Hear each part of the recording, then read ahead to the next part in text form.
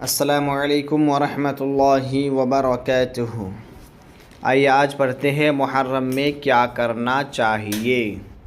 اس سے پہلے ویڈیو میں بتایا محرم میں کیا نہیں کرنا چاہیے، اب پڑھتے ہیں کیا کرنا چاہیے۔ محرم کی 10ویں تاریخ جس کا نام روز عاشوراء ہے، روز مانے دن، عاشوراء کے دن، دنیا میں یہ بڑا ہی عظمت و فضیلت والا دن ہے۔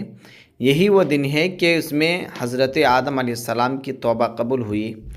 اسی دن حضرت نوح علیہ السلام کی کشتی طوفان میں سلامتی کے ساتھ جودی پہاڑ پر پہنچی، اور اسی دن حضرت ابراہیم علیہ السلام پیدا ہوئے، اور اسی دن آپ کو خلیل اللہ کا لقب ملا، اور اسی دن آپ نے نمرود کی آگ سے نجات پائی۔ یہی وہ دن ہے کہ حضرت ایوب علیہ السلام کی بلائیں ختم ہوئیں۔ یہی وہ دن ہے کہ حضرت ادریس علیہ السلام و حضرت عیسیٰ علیہ السلام آسمانوں پر اٹھائے گئے۔ یہی وہ دن ہے کہ بنی اسرائیل کے لیے دریا پھٹ گیا، اور فرعون لشکر سمیت دریا میں غرق ہو گیا، اور حضرت موسیٰ علیہ السلام کو فرعون سے نجات ملی۔ اسی دن حضرت یونس علیہ السلام مچھلی کے پیٹ سے زندہ و سلامت باہر تشریف لائے۔ اسی دن حضرت امام حسین اور ان کے رفقا نے میدان کربلا میں جام شہادت نوش فرما کر حق کے پرچم کو سر بلند فرمایا۔ ٹھیک ہے، تو یہ باتیں جو آپ نے ابھی سنا، یعنی عاشوراء کے دن بڑا ہی مقدس دن ہے، اور سب سے بڑی بات یہ بھی ہے کہ یہی دن دنیا بھی پیدا ہوئی اور یہی دن ختم بھی ہو جائے گی۔ ٹھیک ہے، تو عاشوراء کے دن بہت سارے انبیاء اکرام بھی نجات پائے، اور اس کے علاوہ اور بھی بہت ہی اچھے کام ہوئے وہ دن، اس لیے یہ دن بہت ہی زیادہ فضیلت رکھتا ہے۔ شب عاشوراء کی نفل نماز۔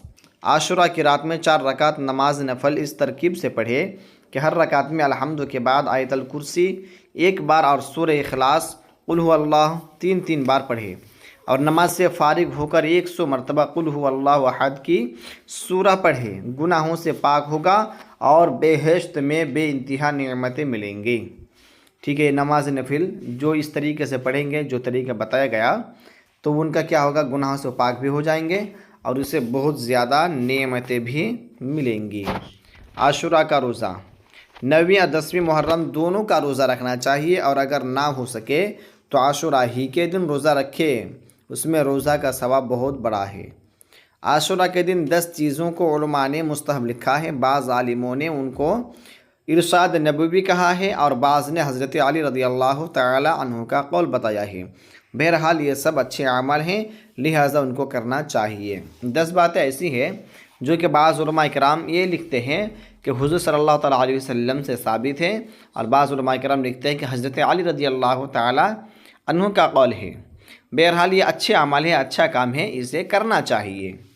نمبر 1 روزہ رکھنا، نمبر 2 صدقہ کرنا، نمبر 3 نماز نفل پڑھنا، 4 نمبر 1000 مرتبہ قل هو اللہ احد پڑھنا، نمبر 5 علماء کی زیارت، نمبر 6 یتیم کے سر پر ہاتھ پھیرنا، 7 اپنے اہل و عیال کے رزق میں وسعت کرنا، یعنی گھر میں زیادہ تر کھانا اس دن پکانا، غسل کرنا، سرما لگانا، ناخن تراشنا، اور بعض کتابوں میں لکھا ہے کہ ان 10 چیزوں کے علاوہ 3 چیزیں اور بھی مستحب ہیں۔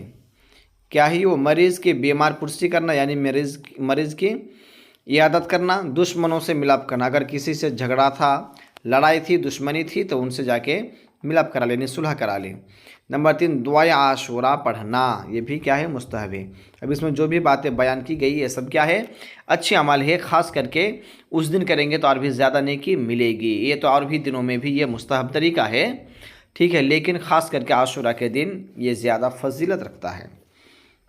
حضرت عبداللہ بن مسعود صحابی رضی اللہ تعالیٰ عنہ کہتے ہیں کہ رسول اللہ صلی اللہ تعالیٰ علیہ وسلم نے فرمایا ہے کہ جو شخص عاشوراء کے دن اپنے بال بچوں کے کھانے پینے میں خوب زیادہ فراخی اور کشادگی کرے گا، یعنی زیادہ کھانا تیار کرا کر خوب پیٹ بھر کے کھلائے گا، اللہ تعالیٰ سال بھر تک اس کے رزق میں وسعت اور خیر و برکت عطا فرمائے گا۔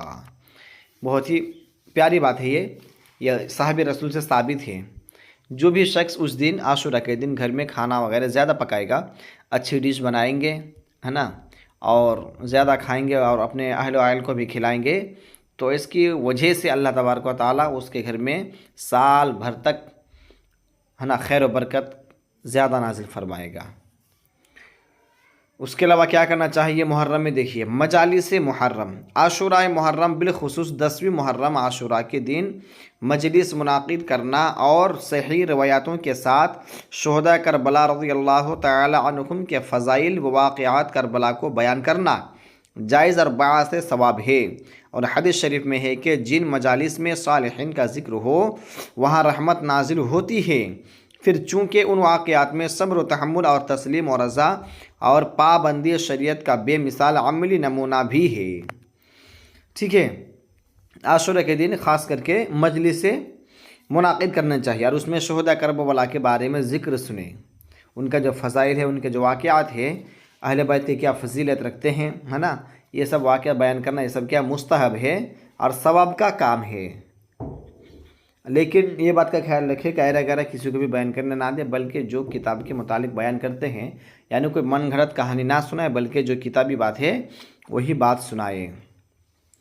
ٹھیک ہے، کیونکہ حدیث شریف میں کیا بات ثابت ہے کہ جو مجلس میں صالحین کا ذکر ہو وہاں پر کیا ہوتی ہے؟ اللہ کی رحمت نازل ہوتی ہے۔ پھر چونکہ ان واقعات میں صبر و تحمل اور تسلیم و رضا اور پابندی شریعت کا بے مثال عملی نمونہ بھی ہے، اس لیے کربلا کے واقعات کو بار بار بیان کرنے سے مسلمانوں کے دین پر استقامت حاصل ہوگی، جو اسلام کا عطر اور ایمان کی روح ہے۔ مگر ہاں اس کا خیال رہے کہ ان مجلسوں میں صحابہ کرام رضی اللہ تعالی عنہم کا بھی ذکر خیر ہونا چاہیے، تاکہ اہل سنت اور شیعوں کی مجلسوں میں فرق و امتیاز رہے۔ میلاد شریف اور 11ویں شریف کے محفلوں کا بھی یہی مسئلہ ہے کہ یہ سب جائز و درست اور یہ بہت ہی بابرکت محفلیں ہیں اور یقیناً باعث ثواب اور مستحب ہیں، اس لیے ان کو نہایت اخلاص و محبت کے ساتھ کرنا چاہیے اور ان محفلوں اور مجلسوں میں نہایت ہی محبت و عقیدت کے ساتھ حاضری دینا چاہیے۔ ان محفلوں سے لوگوں کو روکنا یہ وہابیوں کا طریقہ ہے، ہرگز ان لوگوں کی بات نہیں ماننی چاہیے کیونکہ یہ لوگ گمراہ ہیں۔ ٹھیک ہے، کربلا کے موقع پر، عاشوراء کے موقع پر اس میں کیا ہے کہ محفل کا منعقد کرنے سے وہ کیا ہوتا ہے کہ لوگ جب جمع ہوں گے، اس میں حضرت امام حسن رضی اللہ تعالیٰ عنہ کے صبر کے بارے میں بھی بات ہوتی ہے، ان کے ایمان کس قدر مضبوط تھا یہ بھی اس کے بارے میں بات ہوتی ہے۔ حضور صلی اللہ تعالیٰ علیہ وسلم کے ساتھ جو وعدہ کیے تھا آپ نے، تو وہ وعدہ نبھانے کے لیے اپنے گردن کو اڑا دیے، لیکن وعدہ خلافی نہیں کیے، یہ سب بھی باتیں ہو رہی ہیں۔ اور اس کے علاوہ جو عورتیں تھیں، جو مشکل وقت تھا، اتنے مشکل وقت میں بھی انہوں نے پردے کا اہتمام ہی کیا، پردہ نہیں توڑی وہ عورتیں، ٹھیک ہے، انہوں نے، تو پھر اس کے بارے میں بھی ذکر ہے۔ تو یہ سب باتوں کا ذکر کرنے سے لوگوں کو دل میں کیا ہوگا کہ بات یہ سب لگے گی، تو پھر ہو سکتا ہے کہ لوگ لائن پر آ جائے، صحیح راستے پر آ جائے، کیونکہ جب گاڑی چلتی ہے نا، چل کے جب گاڑی کے اندر کوئی پرابلم آ جاتی ہے اسے پھر سروس کرنا چاہیے، شو روم میں لے کے جا کے اس کی سروس ہوتی ہے۔ اسی طرح انسان بھی ادھر ادھر کی باتیں کر کے، ادھر ادھر کے لوگوں کے ساتھ چل پھر کے، ان کے بھی جو ہے کیا ہے کہ ایمان کا جو انجن ہے وہ تھوڑا کمزور ہو جاتا ہے، ڈیمیج ہو جاتا ہے، اس میں کچھ جنگ لگ جاتا ہے نا۔ اس وجہ سے جنگ کو دور کرنے کے لیے محفل میلاد میں جانا چاہیے، تاکہ جو صالحین ہیں، جو بزرگان دین ہیں، جو صدیقین ہیں، جو اولیاء کاملین ہیں، ان کا ذکر سن کے ان کے بھی دل میں جذبہ پیدا ہو اور پھر اپنے گناہوں سے توبہ کریں اور پھر صحیح طریقے جو اہدنا الصراط المستقیم ہے اسی راہ پر چلنے کی کوشش کرے۔ اس وجہ سے سروس کے لیے خاص کر کے ایسے محفلوں میں جانا چاہیے۔ جب آپ کو خبر ہو جائے کہ اب کہیں پر محفل ہو رہی ہے تو پھر اس محفل میں عقیدت اور محبت کے ساتھ حاضری دینی چاہیے۔ ہرگز کسی کو ایسے محفلوں میں جانے سے نہ روکا جائے، بلکہ ہو سکے تو اور ساتھ میں لے کر جائے۔ اب جو فاتحہ جو کرتے ہیں محرم کے موقع پر، اس کے بارے میں دیکھیے۔ فاتحہ محرم کے 10 دنوں تک خصوصاً عاشوراء کے دن شربت پلا کر، کھانا کھلا کر، شیرنی یا کھچڑا پکا کر شہداء کربلا کے فاتحہ دلانا اور ان کی روحوں کو ثواب پہنچانا، یہ سب جائز اور ثواب کا کام ہے، اور ان سب چیزوں کا ثواب یقیناً شہداء کربلا کی روحوں کو پہنچتا ہے۔ اور اس فاتحہ و ایصال ثواب کے مسئلہ میں حنفی، شافعی، مالکی، حنبلی، اہل سنت کے چاروں اماموں کا اتفاق ہے۔ محرم کے موقع پر جو فاتحہ وغیرہ کرتے ہیں کھچڑی پکا کر یا پھر شیرنی کوئی پکا کر یا حلوہ وغیرہ کچھ کوئی بھی چیز پکا کر جو فاتحہ کرتے ہیں، اور شہداء کربلا میں جتنے بھی شہید اعظم شہید ہو چکے ہیں ان تمام تک جو ثواب جو پہنچاتے ہیں، یہ سارے ثواب جو کرتے ہیں یہ سب ثواب ان تک پہنچتا ہے۔ اور یہ چاروں جو امام ہیں، چار امام برحق یعنی امام حنفی، امام شافعی، امام مالکی اور امام حنبلی، یہ چاروں امام کے نزدیک اس میں کیا ہے؟ اتفاق ہے، اختلاف نہیں ہے۔ چاروں امام کے نزدیک یعنی فاتحہ کریں گے تو ثواب پہنچے گا۔ پہلے زمانوں میں فرقہ معتزلہ اور اس زمانے میں فرقہ وہابیہ اس مسئلے میں اہل سنت کے خلاف ہیں اور فاتحہ و ایصال ثواب سے منع کرتے رہتے ہیں۔ تو مسلمانان اہل سنت کو لازم ہے کہ ہرگز نہ ان کی باتیں سنو، نہ ان لوگوں سے میل جل رکھو، ورنہ تم خود بھی گمراہ ہو جاؤ گے اور دوسروں کو بھی گمراہ کرو گے۔ اگر کوئی وہابی فرقہ اگر منع کرے تو اس کی بات نہیں سننی ہے، کیونکہ پہلے زمانے میں بھی ایک فرقہ تھا جو لوگوں کو بہکاتا تھا، نیک کام کرنے سے لوگوں کو منع کیا کرتا تھا۔ اسی طرح اس دور میں بھی ایسی یہ قوم ہے جس کو وہابی، دیوبندی، تبلیغی وغیرہ کہتے ہیں، یہ لوگ بھی یہ سب چیزوں سے دور رہتا ہے۔ فاتحہ نہیں کرنا چاہیے یا پھر ایصال ثواب نہیں کرنا چاہیے، قبروں پہ نہیں جانا چاہیے، ہے نا۔ اب آپ لوگ خود ہی سوچئے کہ قبروں پہ یا پھر فاتحہ میں کیا پڑھی جاتی ہے؟ اس میں قرآن کی آیت ہی پڑھی جاتی ہے؟ کیا قرآن کی آیت کہیں پر پڑھنا منع ہے؟ ہرگز نہیں۔ ان لوگوں کا عقل نہیں ہے، اس وجہ سے اس طرح کی باتیں کر رہے ہیں۔ تو ایسے لوگوں سے بچنا چاہیے اور لوگوں کو بھی بچانا چاہیے، نہیں تو گمراہ ہو جائیں گے۔ 10ویں محرم کو دعائے عاشورہ پڑھنے سے عمر میں خیر و برکت اور زندگی میں فلاح و نعمت حاصل ہوتی ہے۔ ہماری کتاب موسم رحمت میں پوری اور مکمل دعائے عاشورہ لکھی ہوئی ہے، اس کتاب کو ضرور پڑھو۔ یعنی جو کتاب لکھتے ہیں وہ کیا فرماتے ہیں کہ 10ویں محرم کو عاشورہ کی دعا پڑھنے سے کیا ہوں گے؟ خیر و برکت ہوں گے، ہے نا، اور زندگی میں فلاح یعنی کامیابی پا جاؤ گے، نعمت زیادہ حاصل ہو جائے گی۔ یہ کتاب ہے موسم رحمت، وہ کتاب میں دعائے عاشورہ لکھی ہوئی ہیں اور دیگر کتابوں میں بھی دعائے عاشورہ ہے، تو اس دن بھی دعائے عاشورہ پڑھنا چاہیے۔ اب پڑھیے محرم کا کھچڑا۔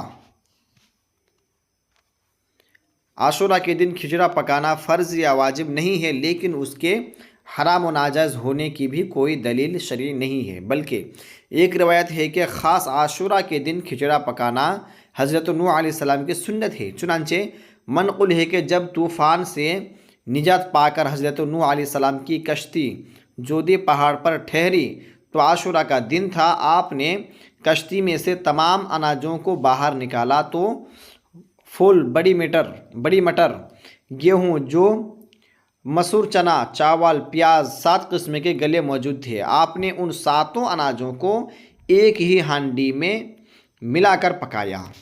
چنانچہ علامہ شہاب الدین قلیوبی نے فرمایا کہ مصر میں جو کھانا عاشورہ کے دن، ہے نا، طبیخ یا طیبخ الحبوب یعنی کھچڑا کے نام سے پکایا جاتا ہے، وہاں پہ الگ نام بولا جاتا ہے، یہ نام ہے نا، اس کی اصل دلیل یہی ہے کہ حضرت نوح علیہ السلام کا عمل ہے۔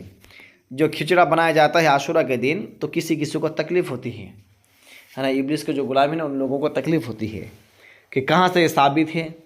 اگر کہیں سے ثابت نہیں ہے تو آپ ہی بتا دو کہ کہاں سے ثابت ہے کہ کھچڑا نہیں پکانا چاہیے۔ اللہ تعالیٰ کے حلال کی ہوئی چیز ہے نا یہ، چاہے محرم کے دن پکائے یا دوسرے دن پکائے، ہے نا۔ تو کھچڑا پکا کر کھانا یہ یا پھر فاتحہ دلانا کوئی فرض یا واجب نہیں ہے، بلکہ یہ ایک مباح عمل ہے، ٹھیک ہے، مباح عمل ہے، اور اس میں اگر کچھ نیکی کا عمل رہے تو پھر مستحب ہو جائے گا، ہے نا۔ اور یہ حضرت نوح علیہ السلام کی سنت بھی ہے، کیونکہ جب ان کی کشتی جودی پہاڑ پر ٹھہری وہ دن کون سا تھا؟ عاشورہ کا دن تھا۔ جب عاشورہ کا دن میں یہ جودی پہاڑ پر جب کشتی ٹھہری، اس میں جب سرچ کیا گیا تو کشتی میں 7 قسم کے اناج ملا اس میں، تو 7 قسم کے اناج کو یہ کہ ہانڈی میں ڈال کر پکایا گیا، یعنی کھچڑا بنایا گیا، ٹھیک ہے۔ تو حضرت نوح علیہ السلام کی یہ سنت ادا ہو جاتی ہے، ہم جو اس دن یہ کھچڑا پکا کر فاتحہ وغیرہ کرتے ہیں یا پھر لوگوں کو کھلاتے ہیں۔ تو شب برات کا حلوہ، شب برات کا حلوہ پکانا نہ تو فرض و سنت ہے، نہ حرام و ناجائز، بلکہ حق بات یہ ہے کہ شب برات میں دوسرے تمام کھانوں کی طرح حلوہ پکانا بھی ایک مباح اور جائز کام ہے، اور اگر اس نیک نیتی کے ساتھ ہو کہ ایک عمدہ اور لذیذ کھانا فقراء و مساکین اور اپنے اہل و عیال کو کھلا کر ثواب حاصل کرے تو یہ ثواب کا کام ہے، ثواب کا کام بھی ہے نا۔ یعنی حلوہ پکانا شب برات کے موقع پر نہ ہی فرض ہے اور نہ ہی سنت ہے، یہ کیا ہے، مباح کام ہے اور جائز ہے۔ لیکن اگر وہ حلوہ پکا کر کسی غریب مسکین کو کھلائے تو پھر یہ ثواب کا کام ہے جو کہ مستحب ہو جائے گا، ہے نا۔ اور اہل عیال کو کھلاتا یہ بھی اچھی بات ہے، اور اس میں فاتحہ وغیرہ کرتے ہیں، اسی بہانے میں فاتحہ بھی کر لیتے ہیں، قرآن کی تلاوت بھی ہو جاتی ہے، اور گھر کے سارے لوگ ایک جگہ بیٹھ کر درود شریف وغیرہ کا ذکر بھی کر لیتے ہیں۔ در حقیقت اس رات میں حلوے کا دستور یوں نکل پڑا کہ یہ مبارک رات صدقہ و خیرات اور ایصال ثواب و صلہ رحمی کی خاص رات ہے، لہذا انسانی فطرت کا تقاضا ہے کہ اس رات میں کوئی مرغوب اور لذیذ کھانا پکایا جائے۔ بعض عالموں کی نظر بخاری شریف کی اس حدیث پر پڑی کہ یہ عربی عبارت ہے، اس کا ترجمہ یعنی رسول اللہ صلی اللہ تعالیٰ علیہ وسلم حلوہ یعنی شیرنی اور شہد کو پسند فرماتے تھے۔ جب بھی کوئی خوشی کا موقع آتا ہے تو لوگ اس میں کچھ نہ کچھ چیز تیار کرتے ہیں، لیکن جو ایصال ثواب شب برات کی جو رات ہے یہ بھی ایک خوشی کی رات ہے، یعنی اس میں کتنے لوگ نجات بھی پا جاتے ہیں اور عبادت اور ریاضت کر کے اپنے آپ کی گناہ کی بخشش بھی کرا لیتے ہیں۔ یہ رات صدقہ کرنے کا ہے، صلہ رحمی کا ہے نا۔ اب لوگ سوچا کہ یہ رات میں کوئی نہ کوئی مرغوب یعنی اچھا لذیذ کھانا ہونا چاہیے۔ اب لوگوں نے سوچا کہ علماء کرام نے پھر سوچا کہ اب اچھا کھانا کیا ہونا چاہیے، تو پھر یہ حدیث پہ نظر پڑی کہ رسول اللہ صلی اللہ تعالیٰ علیہ وسلم کو شیرنی یعنی میٹھی چیز اور شہد حضور صلی اللہ تعالیٰ علیہ وسلم کو یہ سب دونوں چیزیں پسند تھیں، ہے نا۔ تو اس لیے علماء کرام نے حضور صلی اللہ تعالیٰ علیہ وسلم کی یہی بات کو یعنی یہی سنتوں کو اپنایا اور شب برات میں حلوہ پکانا شروع کیا اور اس میں فاتحہ کرنا شروع کیا، اور فاتحہ کر کے خود بھی کھا رہے اور لوگوں کو بھی کھلا رہے ہیں۔ تو آپ یہ سوچئے کہ یہ کھانا کیسے ناجائز اور حرام کیوں ہوگا؟ کیا شریعت کے خلاف اس میں کوئی کام ہوا؟ ہرگز نہیں ہوا۔ جب نہیں ہوا تو پھر یہ ناجائز اور حرام بالکل ہرگز نہیں ہو سکتا ہے۔ لہٰذا ان علماء کرام نے اس حدیث پر عمل کرتے ہوئے اس رات میں حلوہ پکایا، پھر رفتہ رفتہ عوام میں بھی اس کا چرچا اور رواج ہو گیا، ہے نا۔ یعنی ایک بار ایسا ہوا تھا کہ علماء کرام نے جب یہ بات پر یہ حدیث پر نظر پڑی تو حلوہ پکایا، اور حلوہ پکا کے اس دن کھائے دعا فاتحہ وغیرہ کر کے۔ اس کے بعد پھر دیکھ کے پھر وہیں سے وہ رسم و رواج شروع ہو گیا، جو کہ یہ غلط نہیں ہے، کیونکہ رسم و رواج وہی غلط ہے جو حدیث کے قرآن کے خلاف ہے۔